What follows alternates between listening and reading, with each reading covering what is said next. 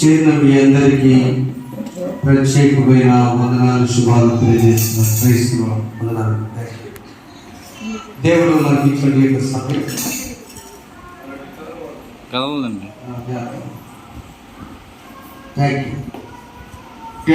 చూస్తున్న పెద్దలు, సేవకులు, దూర ప్రాంతంలో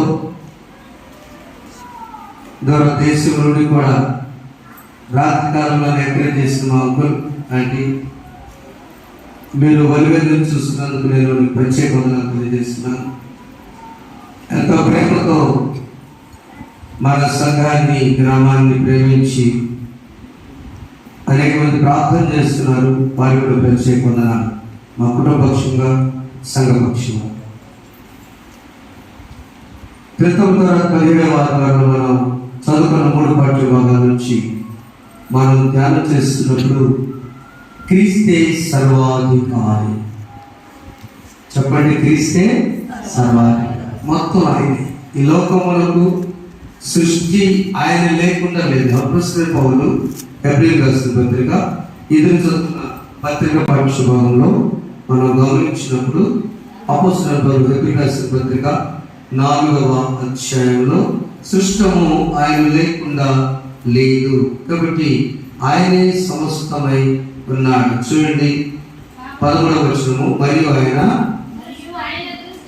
ఆయన దృష్టికి కనబడని సృష్టము ఏది, ఏ క్రియేషన్ కూడా ఏది చూచినా ఆయన దృష్టిలో ఉన్నది.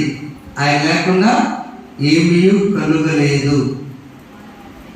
తండ్రితో ఉన్నప్పుడు కుమారుడు, పరిశుద్ధాత్మ దేవుడు వారు కొత్తగా వచ్చిన వారు కాదు. ఈ గ్రామానికి నేను రాకముందు నేను లేనా? నేను ఉన్నానా? చెప్పండి. ఈ గ్రామానికి ఏమన్నా లేనా? బతికినా నేను? ఎవరు రాకుండా లేదు ఎక్కడ?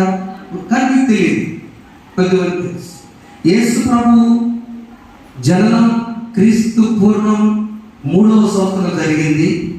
యేసు ప్రభు మరణం ఏప్రిల్ 12 క్రీస్తు శకం 30వ తేదీ జరిగింది. హోమ్ గవర్నమెంట్ చేశారు. ఆయన అంతకుముందే ఉన్నారు. ఆయన లేకుండా సృష్టి ఏమీ లేదు. ఆదికాండం 1వ అధ్యాయము 26వ వచనం మనం చూసినట్లయితే, సృష్టి అంతా నోటి మాటతో చేసిన దేవుడు మానవులు చేస్తున్న విషయంలో తండ్రి అయిన దేవుడు సమస్తాన్ని కలుగ చేశారు. సమస్తాన్ని కలుగ చేసి ఈ మానవుల విషయంలో కుమారుడితో, పరిశుద్ధాత్మతో మాట్లాడాడు. కుమారుడితో, పరిశుద్ధాత్మతో మాట్లాడే పరిస్థితి వచ్చింది. చూడండి, ఇప్పుడు చదవండి 26. దేవుడు మన స్వరూపమందు మన పోలిక చొప్పున నరులను చేయి. ఈ మన అన్న మాట బైబిల్ గ్రంథం ప్రారంభం నుంచి ఇప్పటి సృష్టి అంతా ఇక చివరిగా మానవం చేసే వరకు మనం వెలుగు చేద్దాం, మనం జంతువులు చేద్దాం, మనం ఈ సూర్యులు చేద్దాం అని ఎక్కడ లేదు. కానీ మానవుల విషయంలో ఆయన తండ్రి, కుమార, మన స్వరూపమందు మన పోలిక చొప్పున నరులను చేయి. సృష్టము ఏది కూడా ఆయన లేకుండా లేదని మనం గమనించాలి. క్రీస్తే సర్వాధికారి. ఆయనకు అందుకనే తుఫాను వస్తుంటే, శిష్యులు ప్రయాణం చేస్తుంటే యేసుప్రభువు తుఫాన్ని గద్దించాడు. తుఫాన్తో మాట్లాడాలా, బ్రతికున్నాడు. సర్వాధికారి. ఈ సర్వాధికారి దేవుడు ఎలా మనకు ఉపయోగపడతారు? నాకు అమ్మగారు చెప్పారు, 2 మాటలు. ఏర్పరచుకున్న వాడిని ఆయన ఆదుకుంటాడు.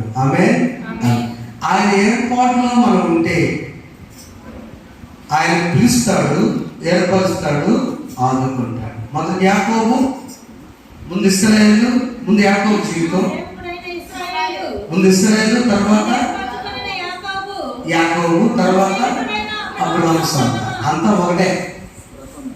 వారి జీవిత స్థితిగతులను బట్టి యాకోబు జీవితం భౌతికంగా తాను సొంత జ్ఞానంతో బ్రతికే జీవితం, ఇశ్రాయేలు జీవితము తాను పెరుగులాడి పోరాడిన తర్వాత ఇక నుంచి యాకోబు కాదు, ఇశ్రాయేలు మోక్షపడదు. ఇశ్రాయేలు తర్వాత సంతానం గోత్రములు పెరిగిన తర్వాత అబ్రహాము సంతానాన్ని లింక్ చేసి అబ్రహాము దేవ, ఇస్సాకు దేవ, యాకోబు దేవ. ఇప్పుడు నేను ఎవరో తెలుసా? సర్వాధికారిని. దయచేసి పాట రాస్తే సర్వాధికారిని సర్వగుణవు సంపూర్ణ సత్యస్వరూపిణి నీవు సర్వాధికారి. యేసు గారు చనిపోయినప్పుడు ఇక ఆయన మరణం వచ్చిందని ఆయనకు అర్థమైంది. 60 ఏళ్ళకి ఆగమ్మా, ఇక నేను చనిపోబోతున్నాను, నన్ను ఎందుకు భూలోకం తెచ్చావు, తక్కువ టైం సంఘాలు కట్టాను, ఇక నేను వస్తాను దగ్గరికి.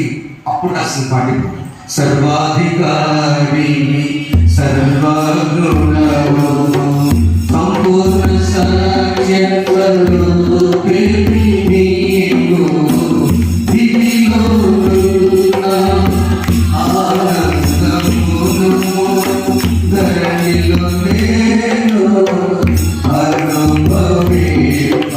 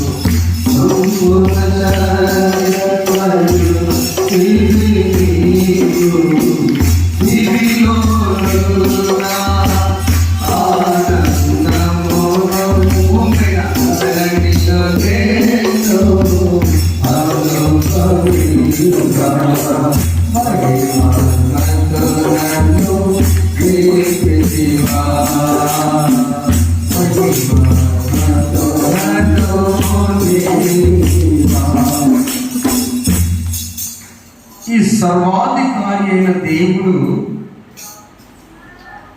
మనకెట్లా ఉపయోగపడతారంటే న్యాయవంతులుగా ఉపయోగపడతారు. చూడండి, పాత మొదటి పక్షం కీర్తన గ్రంథము 75వ కీర్తన.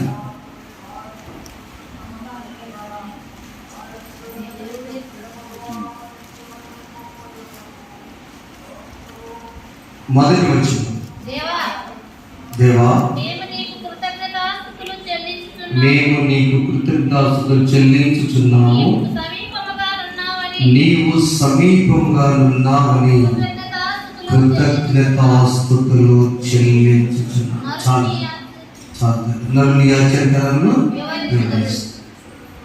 దేవునికి స్తోత్రాలు చెల్లించే రోజు రోజు ప్రపంచ కృతజ్ఞత రోజు, ప్రపంచ శాంతి రోజు. నిన్న ఈ రోజున ప్రపంచ నదుల రోజు. ఒక రోజు అర్థం ఉంది, వరల్డ్ రివర్స్ డే. నదులన్నీ కూడా మన దేశానికి ఇన్ని నదులున్నాయి. ఆ నదుల రోజు రోజున దేవా నీవు సమీపంగా ఉన్నావని నేను వందనాలు చెల్లిస్తాను. ఎవరు సమీపంగా ఉన్నారని? ఎవరైతే నిరీక్షణతో ఎదురు చూస్తారో, ఆ నిరీక్షణతో ఎదురు చూసే వారికి దేవుడు సమీపంగా ఉంటాడు. యేసు ప్రభు ఒక రక్షకుడు పుడతాడు ఖచ్చితంగా. ఈ పరిపాలన అంతా కూడా రాజరిక పరిపాలన అవకతవకలను తొలగిస్తాడని మొదటి శతాబ్దంలో యేసు ప్రభు జన్మించగానే క్రీస్తు పూర్వం 3లో ఆయన పుట్టినప్పుడు 8వ రోజున ఒక ఆయన వందనాలు చెప్తాడు. చూడగానే ఆయన వృద్ధుడు, ఎవరైనా పేరు సుమియోను. ఆ సుమియోను ఈ రక్షణ లూకా సువార్త 2వ అధ్యాయం బైబిల్ ఇప్పుడు నీ మాట చొప్పున సమాధానముతో నీ దాసుని పోనిచ్చుచున్నావు. అన్ని జనులకు నిన్ను బయలుపరచుటకు వెలుగుగాను ప్రభు యొక్క క్రీస్తును చూడక మునుపు మరణం పొందడని. అదండి ఈ సుమియోనుకి మొదటిగా వచ్చిన మాట. అయ్యా, నేను ఈ రక్షణను కన్నులారా చూస్తున్నా, నేను ఎదురు చూస్తున్నా, ఎప్పటి నుంచో నేను ఎదురు చూస్తున్నా. ఆ కన్ను మూద్దాము, మరణిద్దామని ఎవరైతే నువ్వు సమీపంగా, ఎంత సమీపం, చేతులు ఎత్తుకొని బాలుడైన యేసుని ఇలా ఎత్తుకొని సిలువను చూచాడు. సుమియోను సిలువను చూచి అంటున్నాడు, ఇదిగో అమ్మా మరియా, నేను ఈయన మామూలు వ్యక్తి కాదు, ఈయన కోసం నేను సమీపకున్నప్పుడు నీ గర్భములో, నీ కడుపులో నుంచి ఒక ఖడ్గము దూచుకొని పోవును. ఆ ఖడ్గములను బాధపడబాక. ఆ ఖడ్గము 2 అంచులు కలిగిన ఖడ్గము. ఎవరి పత్రికలో ఉన్నది? దేవుని వాక్యము సజీవము బలము గలదై 2 అంచుల వాటిల ఖడ్గము మొదట నిజంగానే మరియ తల్లి కడుపులో దూచుకుపోయి ప్రభు మరణాన్ని చూచారు. ప్రియమైన వాళ్ళారా, మొదటిగా దేవుడు మనకు సమీపంగా. దేవుడు దూరంగా ఉన్నాడా, సమీపంగా ఉన్నాడా? ఎప్పుడు? ఎవరికి? ఎవరైతే దేవుని బిడ్డలని ఆశపడతారో, ఎవరైతే నిరీక్ష కలిగి ఉంటారో, ఎవరికైతే నా దేవుడే నన్ను రక్షిస్తాడని నమ్ముతారో వారికి ఆయన సమీపముగా ఉన్నాడు. చూడండి, ఆ సమీపంలో వారైతే పర్వాలేదు, కానీ ఒకవేళ దూరంగా ఉంటే పరిస్థితి ఏంటి? నెంబర్ 1, దేవుడు సర్వాధికారి అయిన దేవుడు నీకు సమీపంగా ఉన్నాడు. ఒకవేళ నువ్వు దేవుని దూరం ఉంటే ఆయన న్యాయవంతుడైన దేవుడు. చూడండి 75వ కీర్తన చూద్దాం. అహంకారులుగా ఉండొద్దని అహంకారులకు నేను ఆజ్ఞయిస్తున్నాను.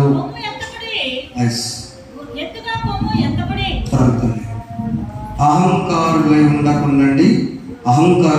అహంకారం అంటే అర్థము అలాల్ అని అర్థం. అనగా ఈ మాటకు అర్థము నాలో ఉన్నటువంటిదే గొప్ప అనేటువంటి అర్థం. ఆ అహంకారాన్ని నాకెవరు ఎదురులేనటువంటిది అర్థం. నన్ను ఎవరు ఓడించలేనటువంటి అహంకారం. అలాంటి వ్యక్తి ఫరో. ఆయన ఇజ్రాయెల్ జనాంగం అంతా కూడా వెళుతూ ఉంటే ఆ ఫరోకి అతనికి ఉన్నటువంటి ఆ గర్వం, అహంకారం ఏం చేస్తుందంటే, ఇశ్రాయేలు నెహెమ్యా గ్రంథం 9వ అధ్యాయం 10-11 వచనం చూడండి. ఇశ్రాయేలు ప్రయాణంలో వెళుతూ ఉన్నప్పుడు ఆ ఫరో యొక్క అహంకారము ఎంతవరకు దారి తీసిందంటే, అక్కడ చదువు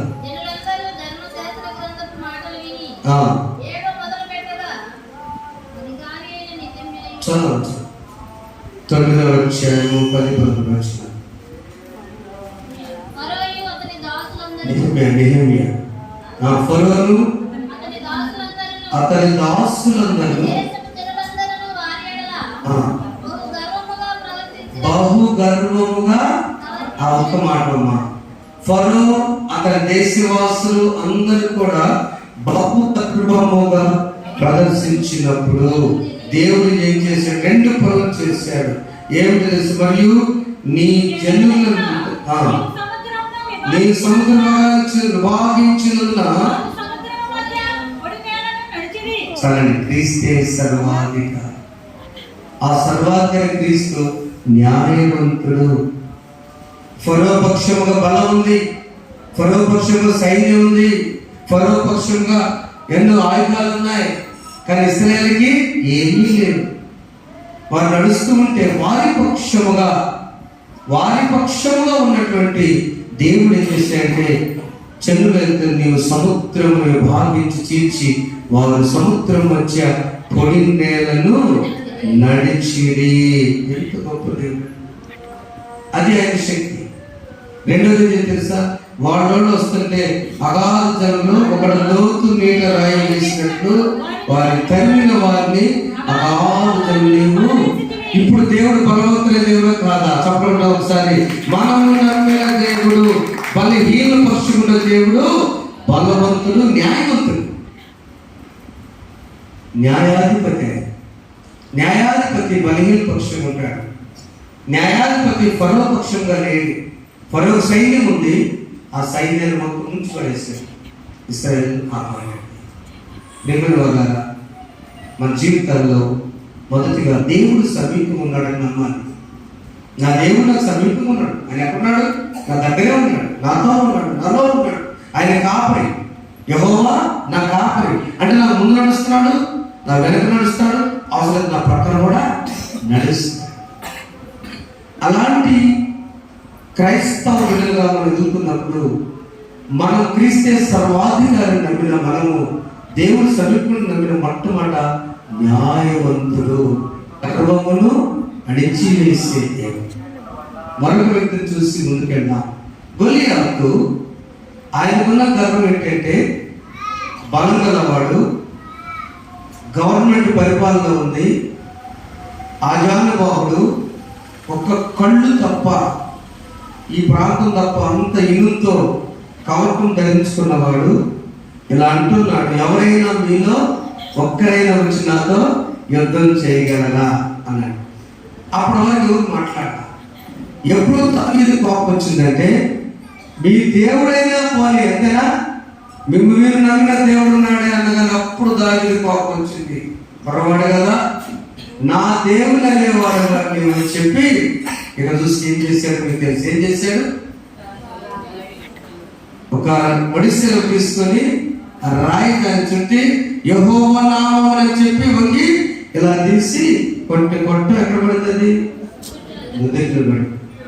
పాస్టర్ గారు మేము ఈ ఎలక్షన్ టైంలో పాట చేస్తాం.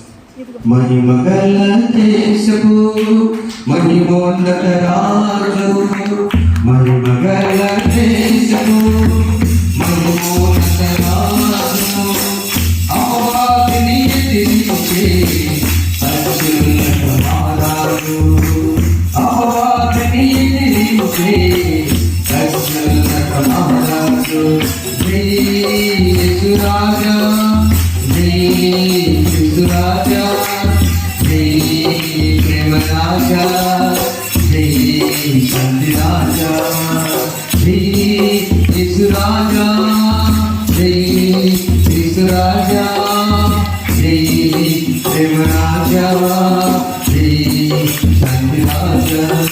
గొలియాతు గర్వములో దావీదు ధైర్యముతో, గొలియాతు గర్వములో దావీదు ధైర్యముతో, ఒకే ఒక్క రాయుడు ఓడించిన మహారాజు, ఒకే ఒక్క రాయుడు ఓడించిన మహారాజు.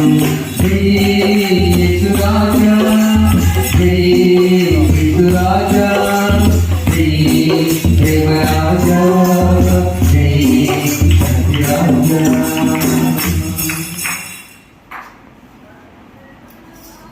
ఒకే ఒక్క రాయితో గొలియాతు గర్వాన్ని దావీదు ఓడించాడు. ఏముంది అక్కడ? అహంకారులకు ఆయన అయ్యా మీరు జాగ్రత్తగా ఉండడని చెప్తాను.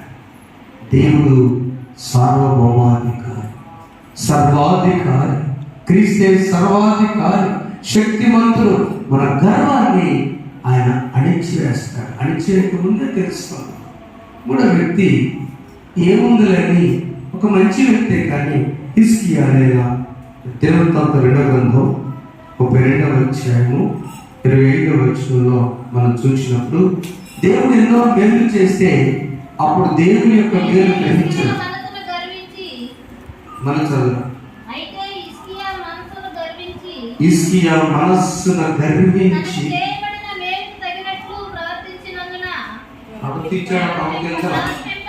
ప్రవర్తింపనందున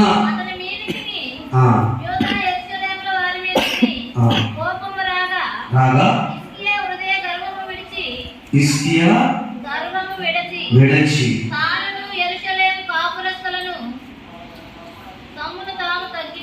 అంతే. అర్థమయ్యేటట్టు చెప్తాను మీకు. హిజ్కియా అనేటువంటి రాజు దేవుడు ఎన్నో మేలు చేస్తే తన మనస్సులో ఆ దేవుడు ఏం చేశాడని గర్వించాడు. ఆ గర్వించిన దేవుడు మొత్తం మీద, ఆ రాజ్యం మీద కోపం తీసుకుంటే మరలా తెలుసుకునయ్యా పొరపాటు జరిగింది అని తెలుసుకున్నాడు. తెలుసుకున్న తర్వాత ఆ ఉపద్రవం నుంచి దేవుడు తప్పించి. ఇక్కడ హిజ్కియాకి గొలియాకి చాలా తేడా ఉంది. ఫరో కూడా చాలా తేడా ఉంది. ఫరో ఎన్నడూ కూడా దేవుని లెక్క చేయలేదు, సైన్యాన్ని నమ్ముకున్నాడు. గొలియాతు తన బలాన్ని నమ్ముకున్నాడు. దావీదు నా కణంలో చిటికని అనుకున్నాడు. గొలియాతును అర్థమయ్యాడు. కానీ హిజ్కియా జ్ఞానవంతుడుగా తాను తెలుసుకొని దేవుడు ఇన్ని మేలు చేసావు నాకు. మనం చాలాసార్లు ఆపరేషన్ అయితేనో, యాక్సిడెంట్ అయితేనో, రోగం జబ్బు బాధపడి స్వస్థపడితేనో దేవుని కాదు. యోగ భక్తులు అలా జబ్బులు పడి వచ్చాడా, యాక్సిడెంట్ అయి వచ్చాడా, ఎలా వచ్చాడు?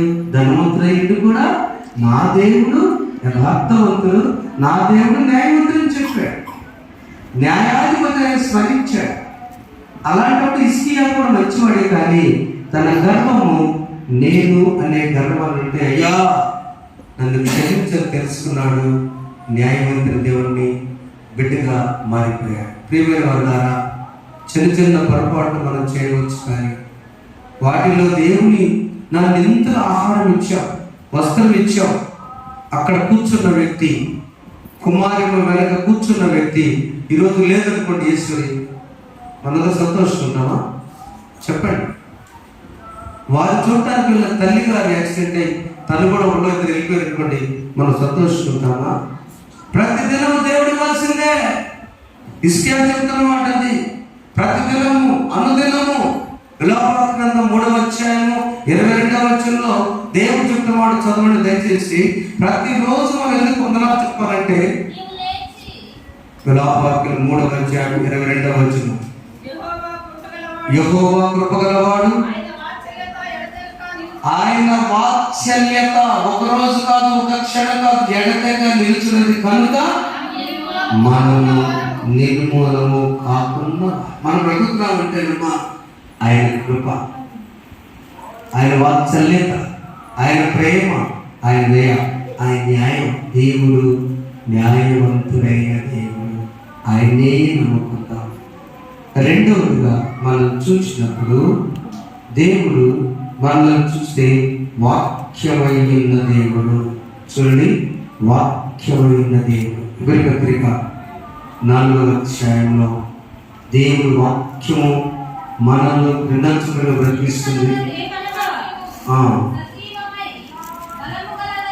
దేవుని వాక్యము సజీవమై బలము గలదై రెండంచులు గలగా ఎటువంటి ఖడ్గము కంటేను వాడిగా ఉండి ప్రాణాత్మలను, కీళ్లను, మూలుగను విభజన మట్టు దూరుచు. జాగ్రత్తగా చదవండి. హృదయం యొక్క తలంపులను, ఆలోచనలను శోధించు. ఈ వాక్యం మనం బ్రతికిస్తుంది. మనల్ని అంతరంగంలో ఖడ్గంలాగా కట్టేస్తుంది. ఎవరితో అండి? దావీదుతో. దావీదు జీవితంలో మహారాజు అయిన పాపం చేశాడు. చిన్నవాడప్పుడు గ్రామంలో ఉన్నాడు, జాగ్రత్తగా రండి.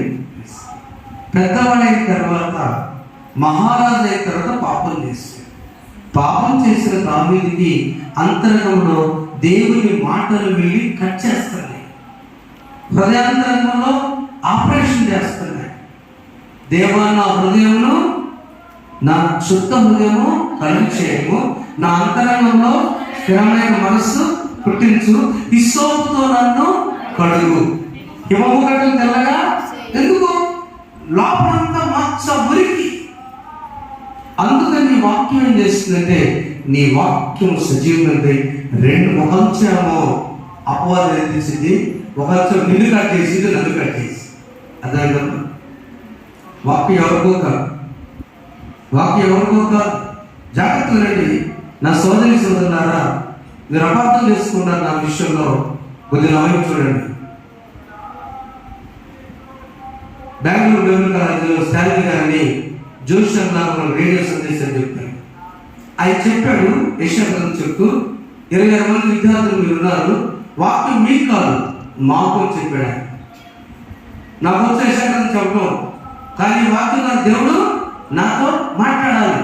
నా భార్య ఎవరు చనిపోయింది, నాకున్న 2 ఆడపిల్లలను చూసుకుంటా, నా ఉద్యోగం చేసుకుంటా, రేడియోలో మాట్లాడుతూ నేను మీకోసం నా బస్సులెక్కి వచ్చి మీకు బోధిస్తున్నాను, మీరు నవ్వుతో కూర్చున్నారేమో, మీకు కాదు ఈ వాక్యం నాకు అని చెప్పాడు.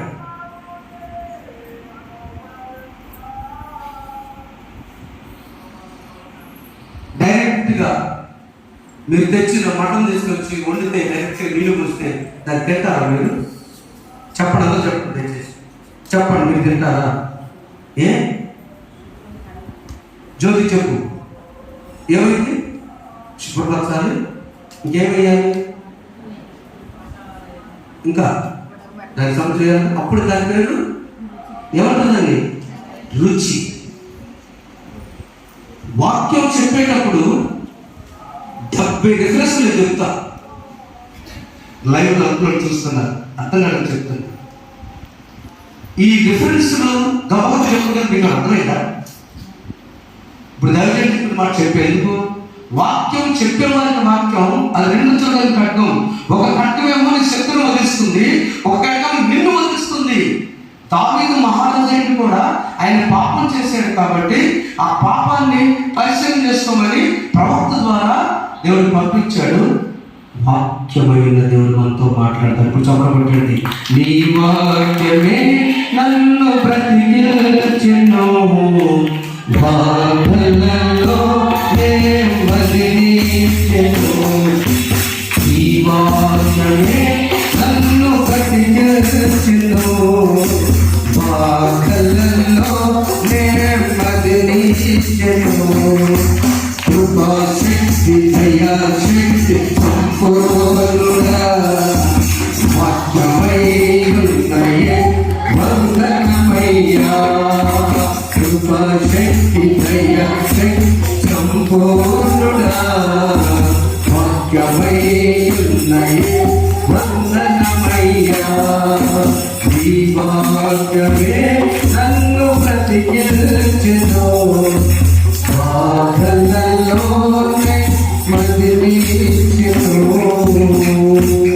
ఈ వాక్యం మనల్ని, ఈ వాక్యం శోధనలు లేకుండా సముద్ర కనికరింపబడి 16వ వచనం చదవండి. ఎబ్రీ పత్రిక 4వ అధ్యాయం. కనుక మనము కనికరింపబడి సమయోచితమైన సహాయం కొరకు కృప పొందినట్లు ధైర్యముతో కృపాసనకు ఇక్కడ రక్షణ సైన్యం వాళ్ళకి కృపాపేట ఉంటుందమ్మా. రక్షణ వాళ్ళు చూడండి కదా, ఇక్కడికి వచ్చి ఆయన కృపాసనం దగ్గర ధైర్యంతో వణుకుచుండే సుంకరవలే కాకుండా ఆయన దగ్గరికి వచ్చి పశ్చాత్తాపంతో నన్ను కడుగుము ప్రభువా ఎంత ఆనందిస్తుంది. దేవుడిని ఆదుకోవాలంటే క్రీస్తు సర్వాధికారి. మొదటి ఆయన న్యాయవంతుడైన దేవుడు, రెండవది ఆయన వాక్యమైన దేవుడు. చెప్పండి, రెండవది ఆయన వాక్యమైన దేవుడు. ఆనాడు ఉన్నాడు, నేడు ఉన్నాడు, నిన్న నేడు రేపు మనతో ఉండి యేసు. మూడవది చూసినప్పుడు ఆయన మనకు సమీపం దేవుడే కాదు, విశ్రాంతి దినం కూడా మనతో, మన కోసము, మన ఆకలి తీర్చే దేవుడు. చూడండి మత్తయి సువార్త, పరిశుద్ధమైన మత్తయి రాసిన వార్త 12వ అధ్యాయము ఒకసారి 6వ వచనం చదువునా. దేవాలయం కంటే గొప్పవాడికి ఉన్నాడని మీతో చెప్పుచున్నాను. యేసు దేవాలయం కంటే గొప్పవాడు. ఆనాడు పరిసయ్యులు, నా వైపు చూడండి ఒకసారి, మీకు అర్థం కరెక్ట్గా సమయం లేదు. ఆనాడు పరిసయ్యులకి యేసు ప్రభు గిట్టేది కాదు. ఎన్ని స్వస్థతలు చేసినా, ఎన్ని అద్భుతాలు చేసినా, 5 రొట్టెలు 2 చేపలను ఆశీర్వదించిన యేసు ప్రభు శిలువలో బరబ్బనేమన్నా చెప్పండి. బరబ్బా కావాలా, యేసు ప్రభు కావాలా? మా బరబ్బా దొంగతనం చేసినా పర్లేదండి. ఏమో వారి కష్టంగా ఉంది, వారి పరిపాలన కష్టంగా ఉంది, వాక్యము ద్వారా కడుగుతుంటే బాధేస్తుంది, సోపు పూస్తే ప్రమాణం ఉంటుంది, 20 నిమిషాల వాక్యాలు రిఫరెన్స్ చెప్పుకుని వెళ్ళిపోతే హాయిగా ఉంటుంది. బిడ్డలు గద్దిస్తే వాడు కొడుకు సంగతి చూసుకోమని అంటుంది. యేసు ప్రభు పరిశీలికి ఆ రోజు నుంచి వైపు ఏంటంటే విశ్రాంతి దినం ఆయన పనిచేస్తాడని చెప్పారు. అవునా? అంతేగా? ఏం జరిగింది అక్కడమ్మా? శిష్యులకు ఆకలైంది. శిష్యులకు ఆకలైతే వాళ్ళు గంపులు కోసుకున్నారు. ఆ గంపులు కోసుకుని వస్తుంటే పని చేపిస్తున్నావా మీ శిష్యుల చేత? దివ్యోపదేశం 39 పనులు చేయకూడదు. యూదులు 23వ అధ్యాయం 24-25 వచ్చి చదువుతాను. 39 పనులు విశ్రాంతి దినాన్ని చేయకూడదు. దానిలో కోత కూడా పోయేవాడు వాస్తవంగా.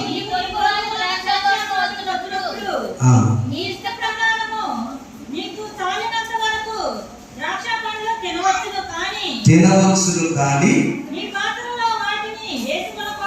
యేసు ప్రభు చెప్పాడు, బాబులారా ద్వితీయోపదేశంలో మీరు చెప్పిన ధర్మశాస్త్రం కరెక్టే. పరిశీలన ఏమంటారు? మీ శిష్యులు కంకులు కోసుకున్నారండి, విశ్రాంతులు పని చేయొచ్చా? ఒక్కసారి ప్రభు చెప్పిన మాట, ఆయన వారికి తనను ఆకలిగా అది చాలా ద్వితీయోపదేశ కాండంలోనేమో నువ్వు తినొచ్చు కానీ సందులు వేసుకెళ్ళకూడదు, భోజనం తినొచ్చు ప్లేట్లు తీసుకెళ్ళకూడదు. నేను చెప్పిన మాట కాదు, బైబిల్ చెప్పిన. అవునా? దేవాలయంలో ఎంతన్నా భోజనం చేయి, అబ్బాయి పనికిరాడు అమ్మాయి పనికిరాడు కాదు. దేవుడి భోజనం అని, దేవుడి భోజనం అంటే 500 మంది నువ్వు పెట్టి ఒక రోజున అప్పుడు తీసుకెళ్ళి ప్లేట్ మొహోట్లేదు. నీవు తినవచ్చు, బైబిల్లో మాట. ఆకలైనప్పుడు తినవచ్చు కానీ నీవు సంచుల్లో మాత్రం వేస్తావు. అది చెప్పాడు ప్రభు వారి వేడికి. అయ్యా వాళ్ళు ఆకలైంది, కంకులు కోస్తున్నారు. రెండవది సమూయేలు మొదటి గ్రంథం 21వ అధ్యాయము 6వ వచనంలో దావీదు ఆకలితో వచ్చాడు. ఒకసారి నైట్ అయితే వచ్చాడు, జనాలు తీసుకుని వచ్చాడు. అక్కడ ఉన్నటువంటి చదవడం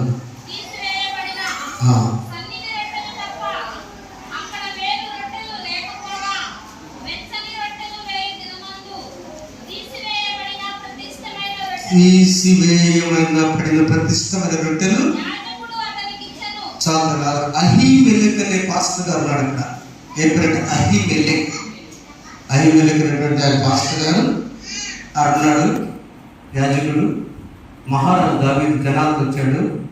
అయ్యా ఈ టైంలో ఆహారం ఆకలి అవుతున్నాడు రాజుగారు. అయ్యా నీకు పెట్టేటటువంటి కాదు, మరి దేవుడి దగ్గర సముఖపు రొట్టెలు అనుకున్నట్టే అవి కూడా మాడిపోయి అవి ఉండే. ఎట్లా అంటే ఏం పర్వాలేదు యాజక, మేము తింటామని దావీదు సముఖపు రొట్టెలు యాజకుడు తప్ప తినకూడదు, ఆకలి అయింది కాబట్టి తిన్నాడు. దేవుడు ఓకే అన్నాడు. అది గుర్తు చేశాడు ఇక్కడ. బాబు పరిశీలనారా, ఇదిగో మీకు ఆ రోజున దావీదు సముఖపు రొట్టెలు తినలేదా? మీకు ఆ సంగతి తెలియదా? ఆకలైన నా శిష్యుడు తింటే మీరు దానికి పెద్ద ఫలితం చెప్తున్నారే. దేవుడు ఈ ఆలయం ఈ మందిరం చక్కగా మనం నిర్మించాం. ఈ మందిరం ఆయన సన్నిధి ప్రకాశింపచేస్తుంది. అంతగానం ముందు నీ హృదయమే దేవుని క్రింది రాసిన మొదటి పత్రిక 3వ అధ్యాయం 16వ వచనం, మీరు దేవుని ఆలయమై దేవుని ఆత్మ మీలో చూస్తుంది చాలా నచ్చాలి. కనుక మన దేవుడు దేవుడు అంటే అయ్యా నా సోదరి సోదరులారా, మొదలుగా ఆయన న్యాయవంతుడైన దేవుడు, గొలియాతును ఎదుర్కొనే శక్తి ఇచ్చిన దేవుడు నీకు శక్తి ఇచ్చునుగాక. ఎన్ని సమస్యలు వచ్చినా, ఫరో లాంటి వారు తగిన, సముద్రం లాంటి సందర్భం ఎదురైనా ఆయన ముందుగా ఉండి ఆయన నడిపించే దేవుడు మన దేవుడు, న్యాయాధిపతి అయిన న్యాయవంతుడైన దేవుడు. రెండవదిగా వాక్యం ద్వారా మనల్ని తాగిన జీవితాన్ని మార్చి మనకు విశ్రాంతినిచ్చే దేవుడు మన దేవుడు. రోల్ అని చెప్పారు ఉదయం. రోల్ అంటే రిమూవ్ ద థింగ్స్, అహంకారం, గర్వం, నేను గొప్ప, అవి ఇవి తొలగించుకోండి. ఓ ఒబీడియన్స్, విధేయత స్వీకరించాలి. ఒకటి ఒక ఆటోమేటిక్ వచ్చింది. లిసన్ టు గాడ్, దేవుని మాట్లాడండి. ఈ ఎంటర్ ఇన్ ద శాంక్టిటీ, పరిశుద్ధ స్థలంలో ఎంటర్ అవ్వండి. రోల్, నీ పాత్ర ఏమిటి? నీ పాత్ర న్యాయవంతుల దేవుడు, వాక్యవంతుల దేవుడు. ఆయన మూలంగా మనం ఆకలి తీర్చే యేసయ్య మన పక్షుకున్న దేవుడు. శిష్యులు మాట పండించాడా? శిష్యులు మాట పడిన దేవుడు ఇల్లు నన్ను కూడా ఆయన ఆదుకుంటాడని తెలియజేస్తూ కొద్ది మాటతో ముగించిపోతున్న ప్రియమైన దేవుడు బిడ్డారా, మన జీవితాల్లో దేవుని బిడ్డలు ఎలా ఉండాలంటే అహంకారంగా ఉండరాదు. దేవుని బిడ్డలు ఎలా ఉండాలంటే దేవుడు చెప్పిన మాట తృణీకరించకూడదు. దేవుని బిడ్డలు ఎలా అంటే ఆయన విశ్రాంతి దినంలో ఆయనతో గడపాలి. ఈశ్వరు చెప్పిన అమ్మా నీకు ఇది మచ్చ, అది దీనికోసం కాదు, దేవుడు నీకున్న జబ్బును బ్రతికించడానికి చేశాడు. తెలుసు తన బ్రెయిన్ ప్రాబ్లం ఉందండి. నీకు ఒక మచ్చ, ప్రార్థనకి నేర్చుకో, సిగ్గుపడక్కర్లేదు. చుండూరులో ప్రార్థనకి వెళ్ళు, వదిలేదు. చంద్రుల సాకులకి ప్రార్థనకు ఆటకు చెప్పకండి. యెహోవా సమీపంగా ఉన్నాడు. 75 మర్చిపోవాలి. యెహోవా సమీపంగా ఉన్నాడు. సమీపంగా ఉన్నప్పుడే ఆయనను వెతకండి. ఆయనను వెతికారు కాబట్టి భూలోకంలో అమ్మగారు చెప్పారు కదా, అబ్రహాం దేవా, ఇస్సాకు దేవా, యాకోబు దేవా, మేము కూడా నీ బిడ్డలుగా ఉంటారు కయ్యా, మమ్మల్ని ఆదుకునేవని మనము ప్రార్థన చేయవలసిన వారమై ఉన్నాం. చాలా మందికి విశ్రాంతి లేదు. చాలా మంది ఒకప్పుడు చెక్కే కూడా విశ్రాంతి లేదు. చాలా విజయం చెప్తూ ఉంటాం. మన చర్చల కారణాలకు విజయం చెప్తాం. సమయం లేదు కానీ సంఖ్యాకాలంలో 14లో ఆయన కూడా అవసరం కదమ్మా, నేను బిజీ అని చెప్పాడు. దేవుని మనం ఎవరైతే మనం ఉంటామో ఆయన అన్ని కూడా రిలాక్స్గా జీవితాన్ని be with God and take rest. ఒక్క మాట అంటానండి, బీ విత్ గాడ్, దేవునితో ఉండండి అంటే రెస్ట్. నా ప్రియమైన అంకులారా, దేవుని బిడ్డలారా, ఎందుకంటే ఆయన శిలువలో మరణించాడు, ఆయన తిరిగి లేచాడు. ఆయన ప్రయాస కోసము నేను న్యాయవంతుల దేవుడను, వాక్యమైన దేవుడను, నిన్ను పోషించే దేవుడు, శిష్యులు ఆకలి తీర్చే దేవుడు మనం పోషించి శిలువలో ప్రాణం పెట్టాడు. ఒక పనులను పడుకుందాం. ఆ యేసయ్యను ఒక్కసారి శిలువ ధ్యానం చేసుకుందాం. మా తల్లి గారి కోరిక మాత్రం అందరం రాత్రి సహోదరి తల్లి ½ చెప్పారు, మీ డయాస్ అంతా చాలా బాగుందయ్యా. ఒక చోట నేను చూస్తున్నాను లైవ్, వారు బయటికి వెళ్ళి అవకాశం లేదు. దేవుడు దీవించి ప్రతి నూతన చూస్తున్నాను అన్నప్పుడు ఒక చోట మాత్రం శుభ్రత లేదు. డయాస్ అంటే దేవుడు అంటే శుభ్రత చేస్తున్నాం. ఆ పనులే పడుకున్నాం. నిన్ను జగదీశ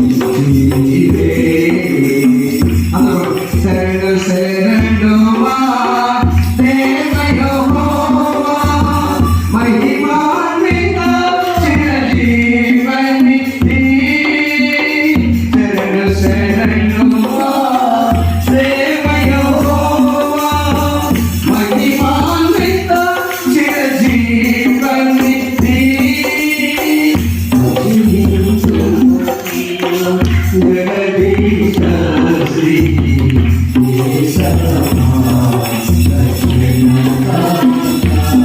న్యాయవంతుడైన దేవుని కోసం మరణించాడు.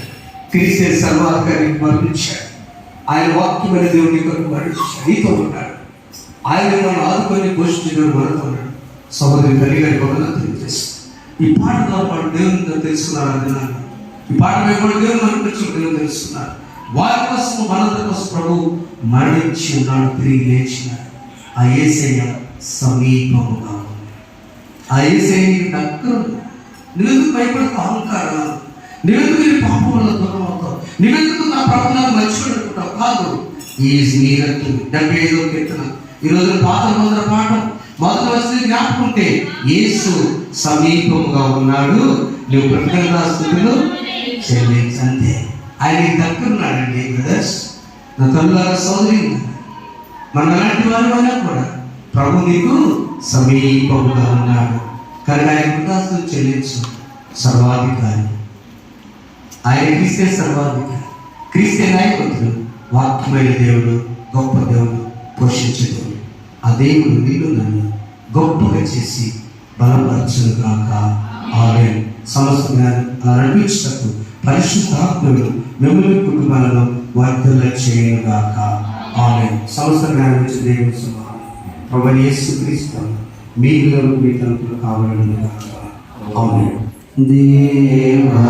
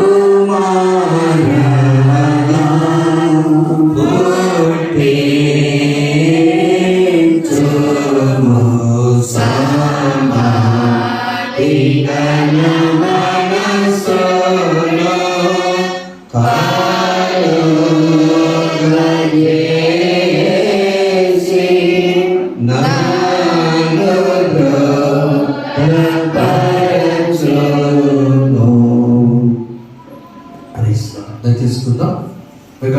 దేవుడి ముందు దీవించిన కాక. ఆమేన్.